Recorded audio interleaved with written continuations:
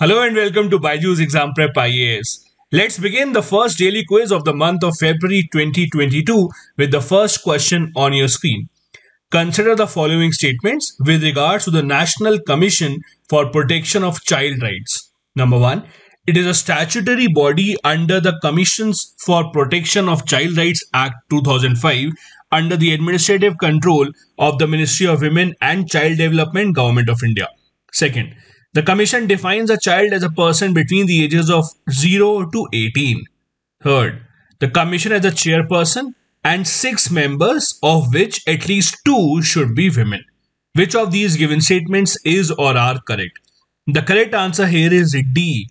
All the 3 given statements are correct. It is indeed a statutory body and works under the Ministry of Women and Child Development and looks into the issues related to the population of India till the age of 18 years. The Commission has a chairperson and 6 members, out of which at least 2, if not more, have to be women. The reason why we are asking this question is because of this news in the Hindu newspaper today, according to which the Commission will conduct an inquiry into a recent alleged death by suicide of a school girl in Thanjavur. As we have discussed, the Commission has a chairperson. The qualifications are that the chairperson must be a person of eminence who has an exemplary record of work in child welfare. The 6 members must include at least 2 women.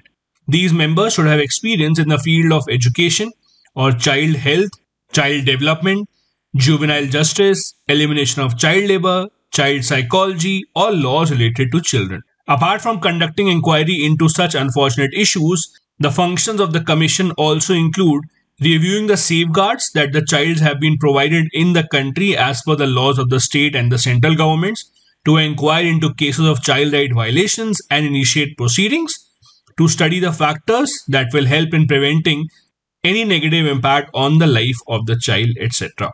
The Commission also has been given responsibilities under the POCSO Act of 2012 and the RTE, that is a Right to Education of 2009. Next, question number 2.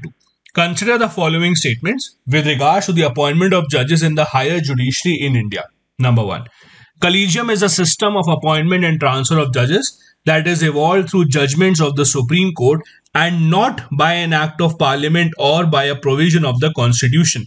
Second, in the Supreme Court Advocates on Record Association versus the Union of India 1993, a 9-judge constitution bench devised a specific procedure called the Collegium system for appointment and transfer of judges in the higher judiciary. Third, as per the third judge's case, the sole opinion of the Chief Justice of India does not constitute the consultation process. Which of these given statements is or are correct? The correct answer again is D. All the 3 given statements are correct.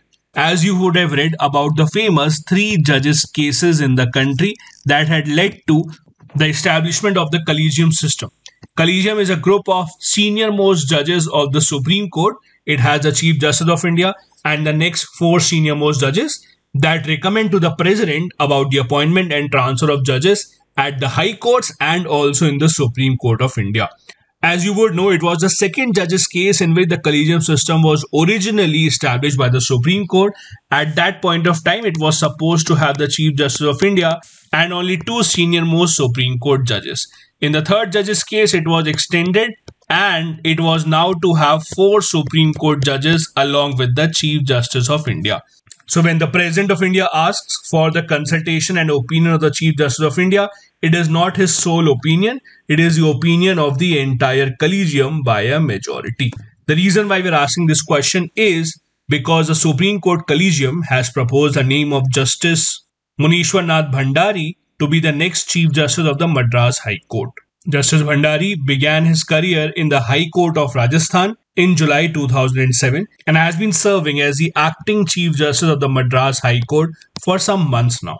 Next, question number 3. Which of the following nations is not a signatory to the Nuclear Non-Proliferation Treaty, that is the NPT? Iran, Syria, South Sudan, or Afghanistan? The correct answer here is South Sudan. South Sudan is one of the few countries in the entire world, 5 to be precise, that are not a part of the NPT. The other 4 nations include India, Pakistan, Israel, and North Korea. These are the 5 nations that are still outside the NPT umbrella. because of their own reasons. India's reason is that we view it as a discriminatory treaty since it defines only 5 nations in the world, that is the P5 nations, as nuclear powers, while the others are not allowed to keep nuclear weapons. The reason why we are discussing this question is because of this editorial in the Indian Express today, which talks about the recent UN Security Council joint statement on nuclear weapons. This came on the occasion of review of the NPT, in which the 5 permanent members of the Security Council said that in order to avoid the arms race in the country, we must have control over each other's nuclear weapons. The statement said that a nuclear war cannot be won by anyone and must never be fought because it has many far-reaching consequences. As you know, the NPT was signed in 1968 but entered into force in 1970. So the 50-year review had to happen in 2020, but because of the COVID-19 pandemic, it was continuously delayed, and the P5 nations eventually decided to hold a virtual conference and give a virtual joint statement. Next, question number 4. Consider the following statements with respect to the National Clean Air Program of the Government of India, also called the NCAP. Number 1. The NCAP has set a target of reducing key air pollutants PM10 and PM2.5 by 20 to 30% by 2024, taking the pollution level of 2019 as a base year. Second, the NCAP has identified 132 cities as non-attainment cities as they did not meet the National Ambient Air Quality Standards for 2011 to 15 under the National Air Quality Monitoring Program. Third, the NCAP was launched in 2019. Which of these given statements is or are correct? The correct answer here is B. 2 and 3 are correct. The first statement is wrong because the base level of pollution is taken as the 2017 pollution levels and not the 2019. All the other details are true. The program targets a reduction in PM10 and PM2.5 concentration by 20 to 30% by 2024.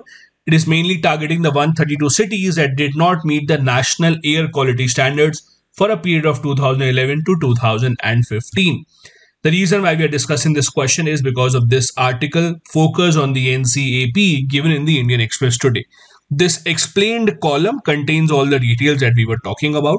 The article says that Varanasi, while continuing to be one of the most polluted cities in the country, has also recorded the highest reduction in air pollution. The 2.5 levels in Varanasi reduced by 52%, while the PM10 levels reduced by 54%, which is an extremely positive sign.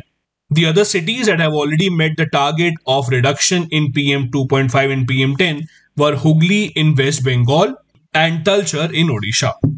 Next, we have a previous year question from 2020. With reference to the provisions contained in the Part 4 of the Constitution of India, which of the following statements is or are correct? Number 1, they shall be enforceable by courts. Number 2, they shall not be enforceable by any court. Third, the principles laid down in this part are to influence the making of laws by the state. Now, if you know what is Part 4 of the Constitution of India, it would be a very easy question for you. Otherwise, it might be slightly tricky. As you know, Part 4 of the Constitution of India talks about the directive principles of the state policy, which are not enforceable by any court, and they are a kind of a suggestion to the government so that their law making and policy making can be influenced. So second and third statements are correct. The correct answer is D. The first statement is wrong. They are not legally enforceable by the court. Now, as you know, the directive principles of the state policy were based on the idea of instrument of instructions. In the Government of India Act 1935, instrument of instructions basically were suggestions given by the central government to the state governments about what kind of policies and laws should they make. Similar kind of suggestions are now written in the Constitution for both the center and the state governments. Again, these are only in the form of suggestions. These are non-justiciable and not legally enforceable. Meaning that if the government does make laws and policy accordingly, good for them. But if they don't, you can't go to the court against the government for that issue. These are considered as fundamental in the governance of the country, and it shall be the duty of the state to apply these while policy making. Next, we have a fact of the day, and today we will be discussing about the powers of the Lokayukta. A few days back, in one of the sessions of the Hindu Comprehensive Analysis, we discussed about the Lokayukta issue in Kerala, about how the Kerala government is trying very hard to reduce the powers of the Lokayukta. Just a recap, we had discussed that in the state of Kerala, the Lokayukta has the power to ask a public officer, including the ministers, to step down from their office if they are found to be guilty of corruption. That is how a Kerala cabinet minister had been asked to step down. Because the Lokayukta is right now investigating matters including the chief minister of the state and some other ministers, the government of Kerala was very keen on cutting down the powers of the Lokayukta.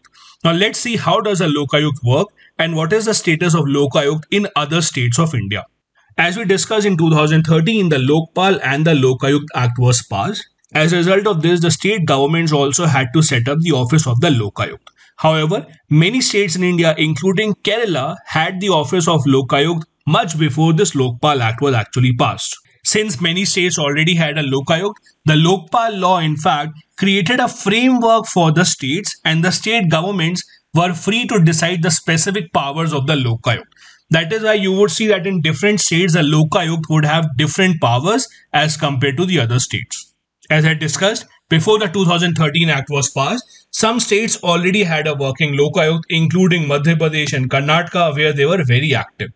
But many states in India till 2018 did not appoint any Lokayukta. That is when the Supreme Court of India pointed out to states including Jammu and Kashmir, Manipur, Meghalaya, Tamil Nadu, Telangana, West Bengal, Arunachal Pradesh, etc. for not appointing a Lokayukta and asked the chief secretaries of the respective states to take steps for these appointments as soon as possible.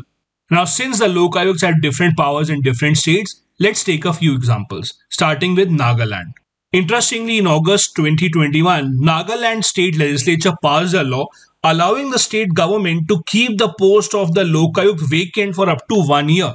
It was criticized for being a political appointment, since in absence of the Lokayukta, his powers would go to the Up Lokayukta, who was actually a member of the ruling party at that time. This law was passed because the state's Lokayukta, that is Justice Umanath Singh, was not living in the state. He was working from Delhi for a long time, saying that he does not want to travel due to the pandemic. The Supreme Court was very angry with this and had forced this Lokayukta to retire. In Goa, the Lokayukta in fact does not have the powers of prosecution. As a result of which, in June 2020, the state's Lokayukta, Justice retired Praful Kumar Mishra, had left the office. Let's take an example of UP also. In 2012, the UP government passed a law increasing the tenure of Lokayukta to 8 years.